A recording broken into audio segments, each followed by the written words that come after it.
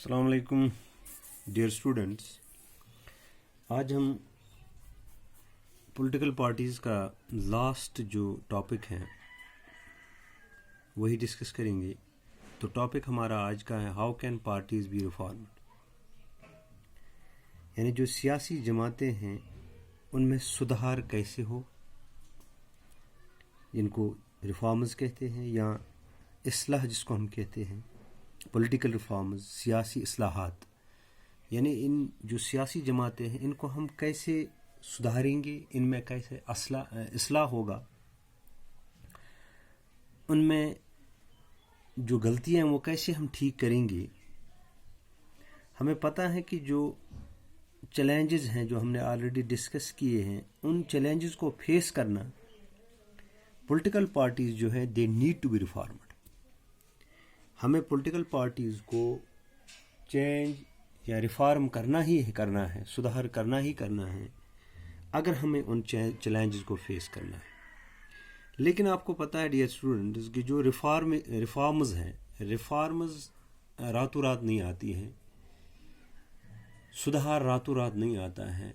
सुधार होने में बहुत ज़्यादा वक्त लगता है, और चूँकि जो रिफॉर्म है, जो सुधार है, ये उतना आसान काम भी नहीं है जितना हम समझते हैं, क्योंकि जो रिफॉर्म्स हैं हमेशा रिफॉर्म्स के खिलाफ रेजिस्टेंस होती है, क्योंकि लोग नहीं चाहते हैं सुधार, क्योंकि वो अपना मतलब निकालना चाहते हैं, चाहे सिस्टम कैसे भी चले।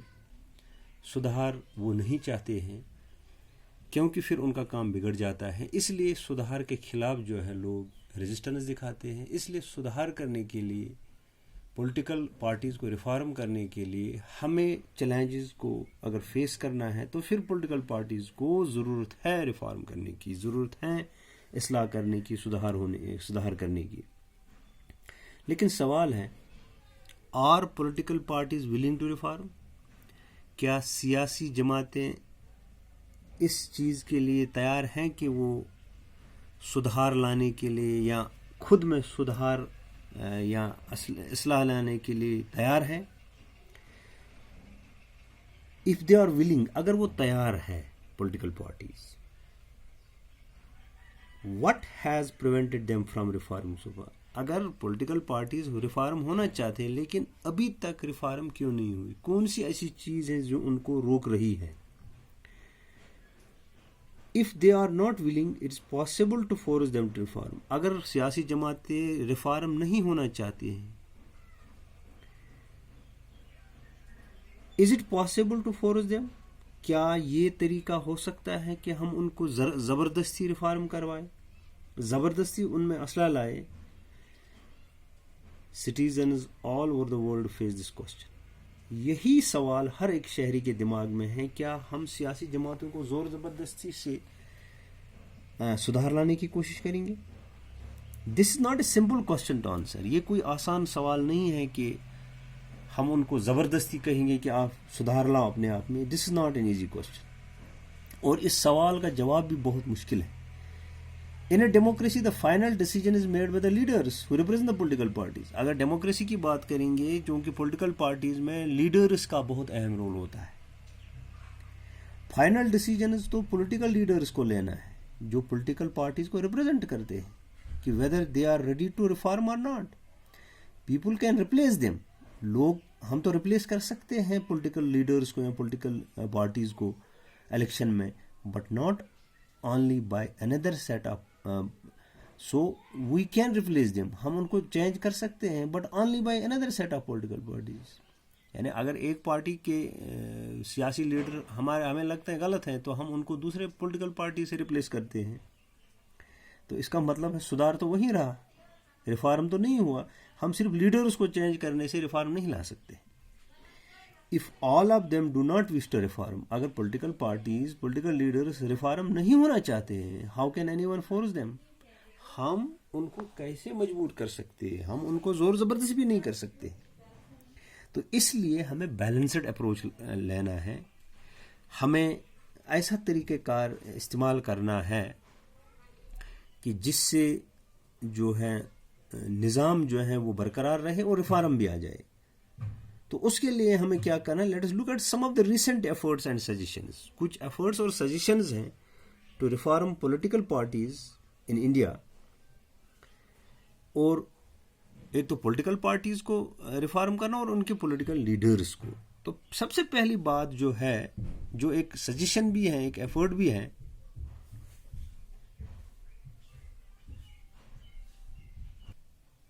तो जब हम एफर्ट्स और सजेशंस की बात करते हैं जिससे हम पॉलिटिकल पार्टीज और पॉलिटिकल लीडर्स को रिफॉर्म कर सकते हैं, तो पहला जो उनमें से जो एफर्ट है, constitution, the constitution was amended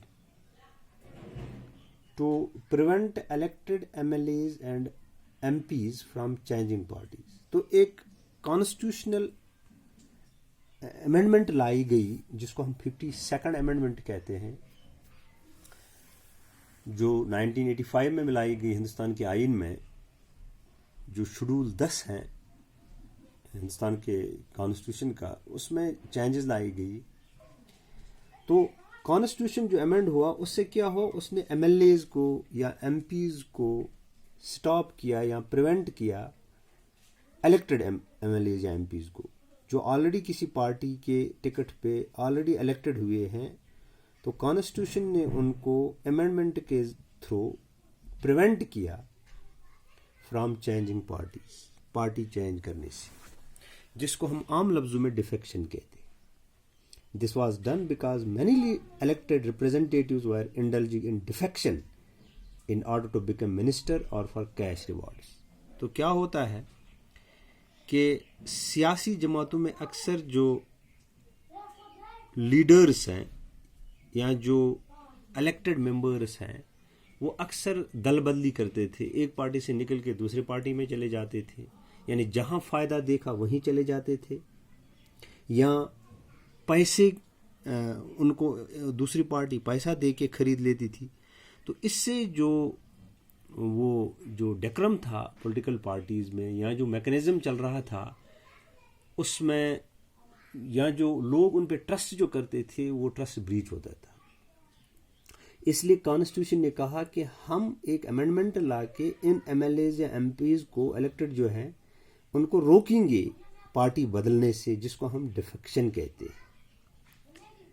defection कहते हैं हम changing party allegiance from the party on which a person got elected to a different party. यानी जिस पार्टी में कोई एमएलए या एमपी इलेक्टेड हुआ है, वो अगर उस पार्टी को छोड़ के दूसरी पार्टी में चला जाए, उस चेंज को हम डिफेक्शन कहते हैं।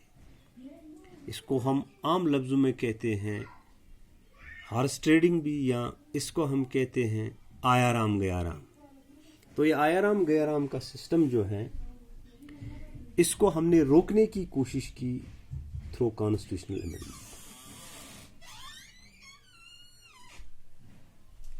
Now the law says that, अब कानून क्या कहता है, इफ एनी एमएलए और एमपी चेंजेस पार्टीज, अगर किसी एमएलए या एमपी ने अपनी पार्टी को चेंज किया, he or shall will lose the seat in the legislature। जो उसकी सीट है लेजिस्लेचर में, चाहे पार्लियामेंट में या चाहे असेंबली में, उस सीट से उसको हाथ धोना पड़ेगा। तो ये कॉन्स्टिट्यूशन अमेंडमेंट के थ्रू लाया कि अगर कोई एमएलए अपनी पार्टी को छोड़ के दूसरी पार्टी में जाता है, डिफेक्शन करता है, तो वो अपनी सीट से हाथ धो सकता है। This new law has helped bring defection down. इससे काफी हद तक डिफेक्शन जो है कम हो गया है, लेकिन at the same time this has made any dissent even more difficult.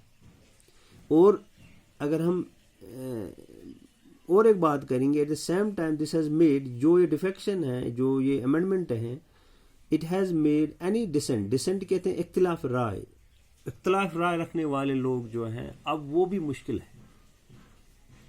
अब इससे क्या फायदा हुआ, इससे फायदा ये हुआ कि अब कोई एमएलए अपनी पार्टी को छोड़ के नहीं जाता। अगर ऐसा किया तो उसकी सीट जो है वो लूज हो सकती है। तो MLAs या MPs have to accept whatever the party leaders decide. चाहे पार्टी क्या करे, MLA को उसको मिनिस्टर बनाए या ना बनाए, उसको सेटिस्फाई रहना है। अगर उसने पार्टी से निकलने, क्योंकि आपने देखा होगा कि किसी MLA को मिनिस्टर नहीं बनाते, वो अपनी पार्टी को छोड़ के दूसरी पार्टी में घुस जाता है, तो इसका मतलब ये है कि ये फायदे के लिए करते हैं या दूसरी पार्टी उसको पैसा दे के खरीदना चाहती है। लेकिन डिफेक्शन जो अमेंडमेंट हुई डिफेक्शन के खिलाफ, उससे ये चीज़ बहुत हद तक कम हो गई कि MLA को अपनी ही पार्टी में रहना है, चाहे जो भी पार्टी लीडर्स डिसाइड करे उसको एक्सेप्ट करना ही करना है। तो ये एक एफर्ट है। अब दूसरा एफर्ट है कि जो सुप्रीम कोर्ट है, सुप्रीम कोर्ट ने एक ऑर्डर पास किया to reduce the influence of money and criminals. जो पैसा का इस्तेमाल या मसल पावर का इस्तेमाल होता था, या क्रिमिनल्स जो है क्रिमिनल बैकग्राउंड के लोगों को ज़्यादा पार्टीज में पॉलिटिकल पार्टीज लाते हैं, तो सुप्रीम कोर्ट ने एक ऑर्डर पास किया ताकि पैसे का और क्रिमिनल्स का इन्फ्लुएंस पार्टीज में कम हो। Now it is mandatory for every candidate. अब ये हर कैंडिडेट जो भी इलेक्शन के लिए फॉर्म भरता है, उसके लिए अब ये जरूरी है, मैंडेटरी है। क्या है mandatory? Who contest now it is mandatory for every candidate who contests election to file an affidavit giving details of his property and criminal cases pending against him। अगर कोई आदमी, कोई इंसान किसी पार्टी के टिकट पे अब फॉर्म भरता है MLA बनने के लिए, उसको अब एफिडेविट देना है। एफिडेविट में लिखना है कि उसकी प्रॉपर्टी डिटेल्स, उसकी प्रॉपर्टी कितनी है और क्या उसके खिलाफ कोई केस पेंडिंग है कोर्ट में या नहीं है, ये भी लिख के देना है। तो इससे क्या हुआ है? इससे ये हुआ कि जो दिस न्यू सिस्टम जो है, it has made a lot of information available. अब इससे पब्लिक को पता चलता है कि कौन जो कैंडिडेट है, कितनी प्रॉपर्टी है, या उसके खिलाफ कोई केस है या नहीं है, वो पब्लिक को पता चलता है। But there is no system of check if the information given the candidate is. अब ये जो कैंडिडेट ये इंफॉर्मेशन देता है एफिडेविट में, इसके लिए कोई निज़ाम नहीं है, कोई मैकेनिज्म नहीं है कि हम इसको चेक करेंगे, क्रॉस चेक करेंगे कि जो कैंडिडेट ने इंफॉर्मेशन दी है क्या ये सच है या गलत है। As yet we do not know if it has to decline the influence of the rich and the criminals। अब ये जो एफिडेविट का मसला है, जो सुप्रीम कोर्ट ने डायरेक्शन दी है कि जो भी कैंडिडेट फॉर्म भरेगा, अब उसको एफिडेविट देना है। एफिडेविट में उसको प्रॉपर्टी डिटेल्स देनी है, उसका क्रिमिनल बैकग्राउंड है या नहीं है।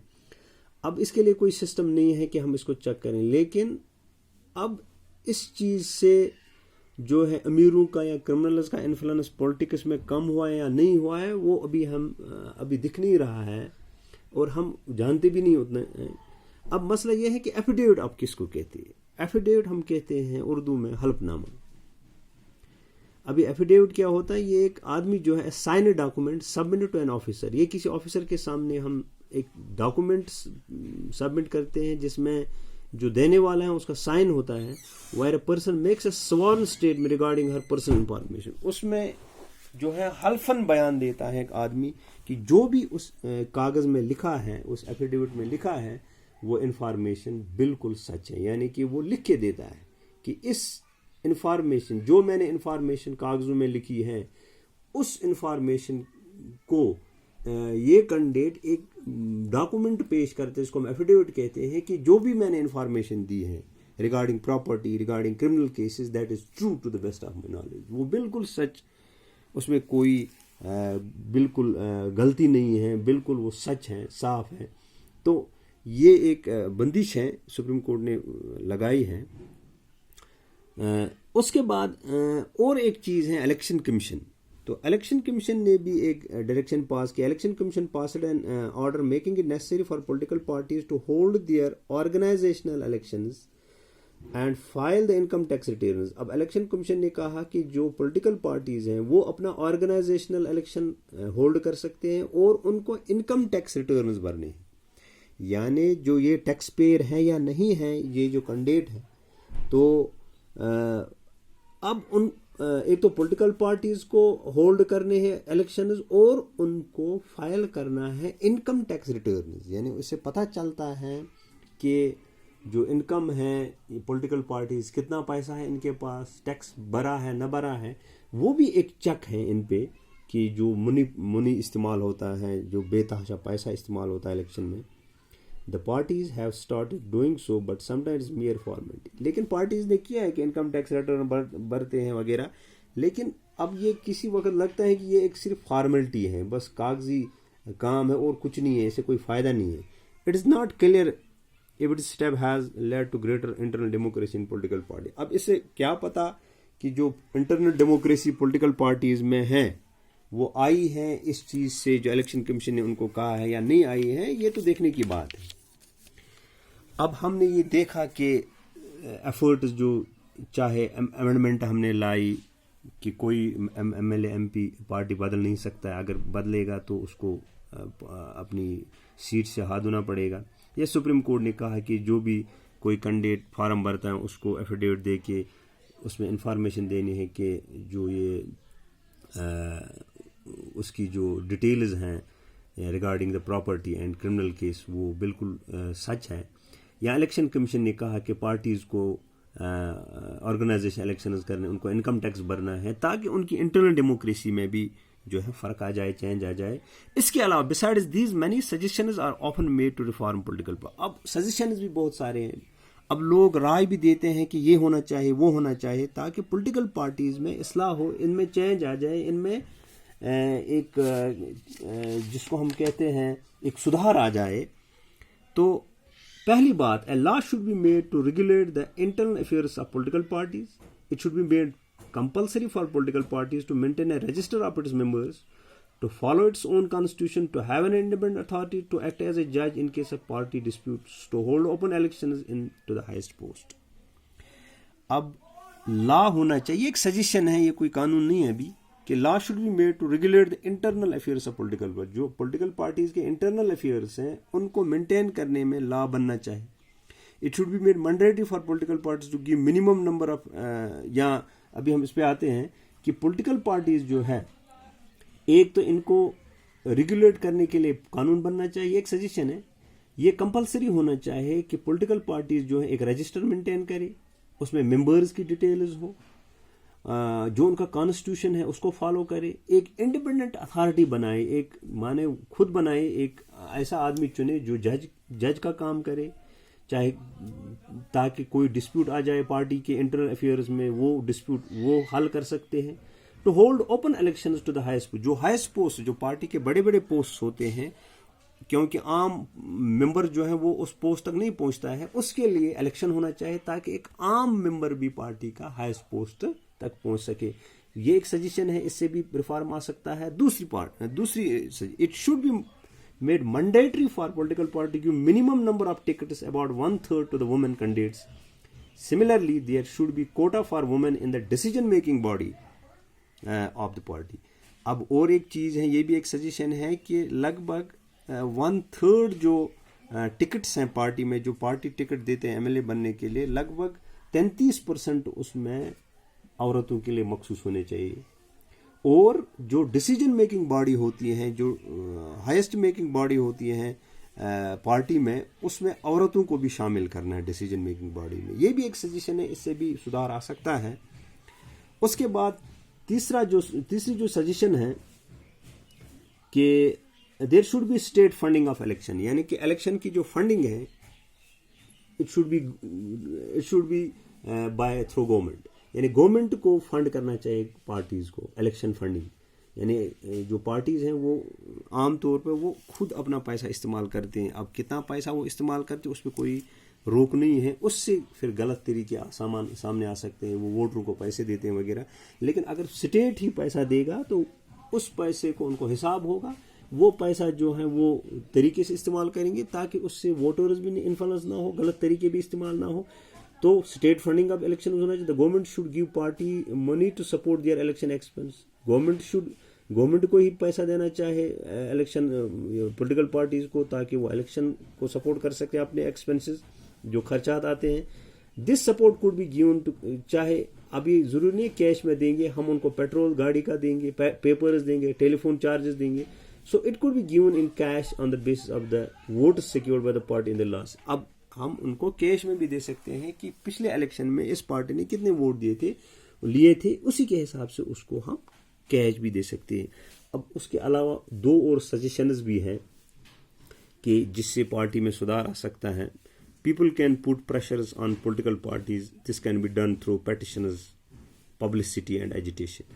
अब लोग और भी तरीके से जो है पॉलिटिकल पार्टीज का रिफॉर्म कर सकते हैं। तो वो है कि पहला तरीका ये है कि इसमें जो लोग हैं वो पॉलिटिकल पार्टीज पे प्रेशर मेंटेन कर सकते हैं या उन पर प्रेशर डाल सकते हैं थ्रू पेटिशंस, यानी कि उनके खिलाफ केस कर सकते हैं या पब्लिसिटी कर दे सकते हैं, एजिटेशन कर सकते हैं, जुलूस वगैरह, जलसे जुलूस, प्रोटेस्ट्स, पिकेटिंग वगैरह कर सकते हैं। तो उससे क्या है पॉलिटिकल पार्टीज पे प्रेशर आ सकता है, वो रिफॉर्म करने की कोशिश कर सकते हैं। अब ये जो हमने देखा कि जो पेटिशंस हैं, पब्लिसिटी या एजिटेशंस हैं, तो इसमें ordinary citizens, pressure groups and movements and media can play important. अब ये प्रेशर कौन मेंटेन कर सकता है? ऑर्डिनरी सिटीजन, आम लोग। प्रेशर ग्रुप्स हैं, एक सोसाइटी में होता है कि जो एक ऑर्गेनाइजेशन होती है लोगों की, तो जो गवर्नमेंट पे प्रेशर डाल के जो है चीज़ों को मतलब चेंज करवाते हैं, तो वो भी ये कर सकते हैं, आम लोग कर सकते हैं। जो मोमेंट्स हैं, मुख्तलिफ किस्म की जो तहरीकें चलती हैं, वो कर सकते हैं। मीडिया का बहुत बड़ा रोल है, मीडिया कर सकता है। तो अगर ये आगे सामने आएंगे, ऑर्डिनरी सिटीजन्स आएंगे, प्रेशर ग्रुप्स आएंगे, मोमेंट्स, मीडिया आएंगे, they can maintain pressure through petition, publicity and agitation. दूसरा तरीका है political parties can improve if those who want this join political parties. अब पॉलिटिकल पार्टीज तब इम्प्रूव हो सकती हैं, एक तो हमने देखा पेटिशन, पब्लिसिटी, एजिटेशन।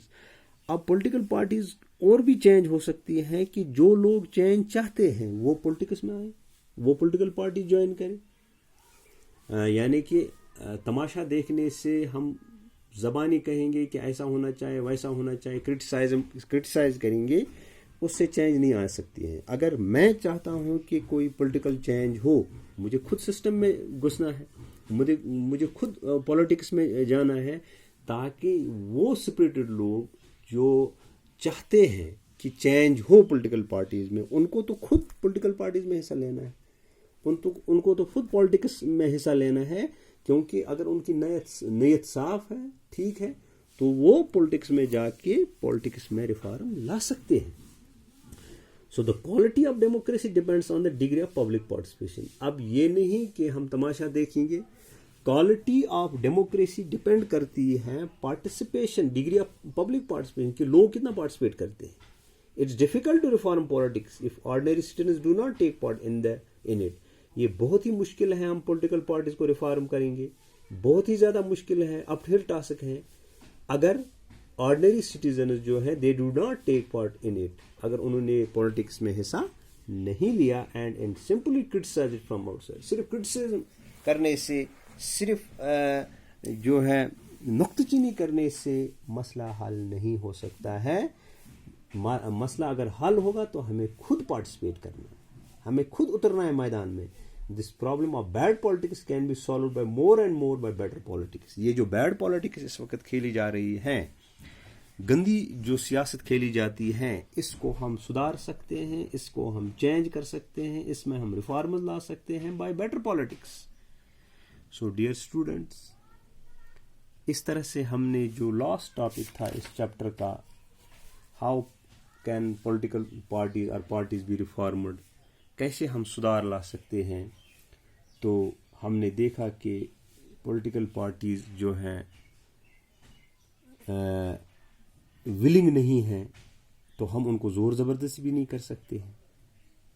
इसलिए हमें वो तरीका इस्तेमाल करना है, कुछ एफर्ट्स, कुछ सजेशंस इस्तेमाल जैसे हमने की, जैसे कॉन्स्टिट्यूशन अमेंडमेंट है, या सुप्रीम कोर्ट की डायरेक्शन है, या इलेक्शन कमीशन की डायरेक्शन है, या और कोई सजेशन है, जैसे हमने कहा कि इंटरनल अफेयर्स में जो पॉलिटिकल उसमें रिफॉर्म आना चाहे, इसी तरह से उनको औरतों के लिए मखसूस टिकट जो है पार्टी टिकट रखनी चाहिए, या डिसीजन मेकिंग पावर इसमें औरतों को हिस्सा मिलना चाहिए, स्टेट फंडिंग होनी चाहिए। उसके अलावा जो है हम प्रेशर मेंटेन कर सकते हैं पॉलिटिकल पार्टीज़ में, हम आम लोग या मीडिया या प्रेशर ग्रुप्स पेटिशनस डाल सकते हैं, पब्लिसिटी कर सकते हैं, एजिटेशन कर सकते हैं। या उसके बाद वो लोग जो चाहते हैं कि पॉलिटिक्स में सुधार हो, जो ये चाहते हैं कि पॉलिटिक्स में रिफॉर्म आ जाए, वो खुद पॉलिटिक्स में हिस्सा लें, क्योंकि तमाशा देखने से रिफॉर्म नहीं आ सकती है। मैंने आपको स्टार्ट में भी कहा कि रिफॉर्म जो है ये निज़ाम को चेंज करना होता है, it takes time, it has a lot of resistance from those people who do not want to change. वो इसको ज़बरदस्त क्रिटिसाइज और रेजिस्टेंस दिखाते हैं। और अगर हमें वाकई पॉलिटिक्स में सुधार लाना है, we have to participate in. Mere criticism does not work. We have to replace the bad politics with the better politics. So with this we conclude this chapter. Thank you.